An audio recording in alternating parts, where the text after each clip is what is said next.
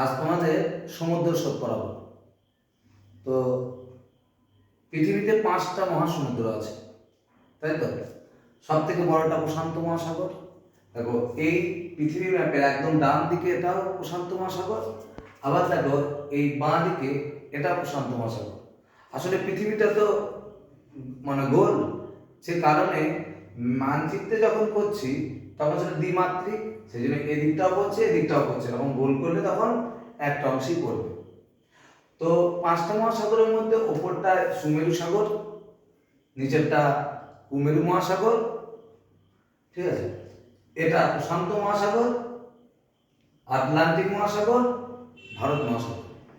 কিন্তু আমাদের পড়ার সিলেবাসে ক্লাস 10-এর সমুদ্র সহ 3টে সমুদ্রে আছে বর্ণনা করা, একটা প্রশান্ত, একটা আটলান্টিক, একটা ভারত। আজ তোমাদের এগুলি সম্বন্ধে আমি বলব।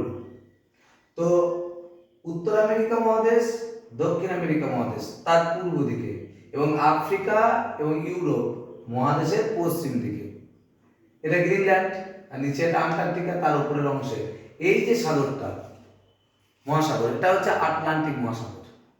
আমরা এই মহাসাগরের স্রোতগুলো কোথায় আছে তোমাদের আমরা দেখাবো। তোমাদের আটলান্টিক মহাসাগর তো আমি ম্যাপে দেখালাম, ওটা আমি এঁকেছি, স্রোতগুলো শুধু দেখো। তো প্রথম আমি আমার মতো তোমাদের বোঝার সুবিধার মতো করে নিয়েছি। শোনো, শীতল কুমেরু স্রোত তোমরা জানো সবুজ বর্ণেরই হয়। তো সবুজ বর্ণের শীতল কুমেরু স্রোত পূর্ব দিকে পশ্চিমা বায়ুর প্রভাবে যায়, ঠিক আছে? যাওয়ার পথে দক্ষিণ আমেরিকার কাছেই দেখো, দক্ষিণ আমেরিকার দক্ষিণ পূর্ব দিকে উপকূলে গা বেয়ে একটা স্রোত ওঠে, তার নাম ফকল্যান্ড স্রোত, দেখতে পাচ্ছ? এবং পূর্ব দিকে প্রবাহিত হচ্ছে। দক্ষিণ আফ্রিকা, এটা আফ্রিকা মহাদেশ, তার দক্ষিণ পশ্চিম দিকে এই মহাদেশের পশ্চিম উপকূলে গা বেয়ে একটা স্রোত উপর দিকে ওঠে, আর একটা অংশ এদিকে চলে যায় ভারত মহাসাগরে। যে শাখাটি আফ্রিকা মহাদেশের পশ্চিম উপকূলে গা বেয়ে উঠতে থাকে এটা বেঙ্গুয়েলা স্রোত নামে পরিচিত। কিছুটা উত্তর দিক দিয়ে যায়, যাওয়ার পর যখন মকরক্রান্তি রেখা অতিক্রম করে, তবে সে চাপ পড়ে পড়েছ, তো মকরক্রান্তি রেখা অতিক্রম করলেই দক্ষিণ পূর্ব আয়ন বায়ুর প্রভাবে পশ্চিম দিকে বেঁকে যায় এবং উষ্ণমণ্ডলের কাছাকাছি চলে যায়, নিরক্ষরেখা উষ্ণমণ্ডলে, তখন তার নাম হয় দক্ষিণ নিরক্ষীয় স্রোত। কিছুটা পশ্চিম দিকে আসে, আসার পর দক্ষিণ আমেরিকা মহাদেশের পূর্ব উপকূলে বাধা হয়। দুটি শাখায় বিভক্ত। একটি শাখা দক্ষিণ আমেরিকার পূর্ব উপকূলে গা বেয়ে নেমে আসে, এখানে দেশটার নাম ব্রাজিল, স্রোতটার নামও ব্রাজিল স্রোত, নিচের দিকে নেমে যায়। এবং অপর শাখাটি উত্তর দিকে অগ্রসর হয়। কিছুটা উত্তরে অগ্রসর হলে উত্তর পূর্ব আয়ন বায়ুর প্রভাবে আসা উত্তর পূর্ব আয়ন বায়ুর সাথে মিলিত হয়। কোথায়? ক্যারিবিয়ান সাগরের জাস্ট একটু আগে। তারপরে ক্যারিবিয়ান সাগরের পার দিয়ে যায়, তখন তার নাম ক্যারিবিয়ান স্রোত, এই জায়গাটা হবে। কিছুটা উত্তরে মেক্সিকো উপসাগর, এটা উত্তর আমেরিকা মহাদেশের দক্ষিণে এটা ফ্লোরিডা প্রদেশ, তার নিচে এটা মেক্সিকো। তো এই মেক্সিকো উপসাগরের কাছ দিয়ে যায়, তখন এই সমুদ্র স্রোতটার নাম হচ্ছে উপসাগরীয় স্রোত। উপসাগরীয় স্রোত সব থেকে গতিশীল স্রোত।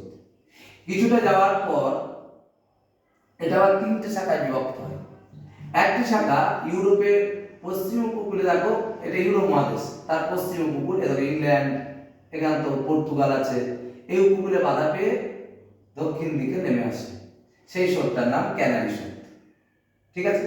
এই ক্যানারি স্রোত শীতল। অপর একটি স্রোত দেখো এই গ্রিনল্যান্ড এবং ইউরোপের মাঝে উত্তর পূর্ব দিকে অগ্রসর হয়, তাই এর নাম উত্তর পূর্ব আটলান্টিক ড্রিফট বলে। আরো কিছুটা উত্তর দিকে গেলে নরওয়ের কাছে যায়। এই সমুদ্র স্রোত বা ড্রিফটের কারণে নরওয়ে আর সুইডেন এর উপকূলবর্তী অঞ্চলের বন্দরটা বরফ মুক্ত থাকে। জায়গাটা তো ভীষণ ঠান্ডা, বন্দরগুলো বরফ জমে যাওয়ার কথা, কিন্তু এই উত্তর আটলান্টিক ড্রিফট এটা উষ্ণ প্রকৃতির, সেই কারণে এখানে বরফ জমে না। ইউরোপের পশ্চিম উপকূলটা তো বটেই, নরওয়ে সুইডেনও বটে। এবং এই উপসাগরীয় স্রোতের আর একটি শাখা এই গ্রিনল্যান্ডের দক্ষিণ পশ্চিম দিকে উত্তর দিকে উঠতে থাকে, তার নাম ইরমিঙ্গার স্রোত। আপাতত ছেড়ে দিচ্ছি। পরেরটা শোনো, সুমেরু সাগর থেকে, যেমন এখানে কুমেরু ছিল, ওপরে সুমেরু সাগর থেকে শীতল স্রোত এই গ্রিনল্যান্ড আর উত্তর আমেরিকার পূর্ব দিকে নামতে থাকে। ঠিক আছে, এই যে নেমে আসছে তখন এইদিকেও একটা আছে, গ্রিনল্যান্ডের পূর্ব দিকে, এর নাম গ্রিনল্যান্ড স্রোত, আর এদিকে যে নেমে আসছে এর নাম ল্যাব্রাডর স্রোত। ঠিক আছে, দুটো মিলিত হয়, তো তারপরেই হয়। তো এই ল্যাব্রাডর স্রোত যখন আরো কিছুটা নেমে আসে উপসাগরীয় স্রোতের সাথে মিলিত হয়। এই মিলন অঞ্চলটা নিউ ফাউন্ডল্যান্ডের পূর্ব দিকে, নিউ ফাউন্ডল্যান্ড দ্বীপ আছে না, তার পূর্ব দিকে মিলিত হয়। তাহলে সবুজ বর্ণের শীতল স্রোত আর নীল রঙের উষ্ণ উপসাগরীয় স্রোত নিউ ফাউন্ডল্যান্ডের পূর্ব দিকে মিলিত হয়। এর ফলে কি হয়, একটা সুস্পষ্ট বিভাজন রেখা তৈরি হয়, একে হিমপ্রাচীর বলে।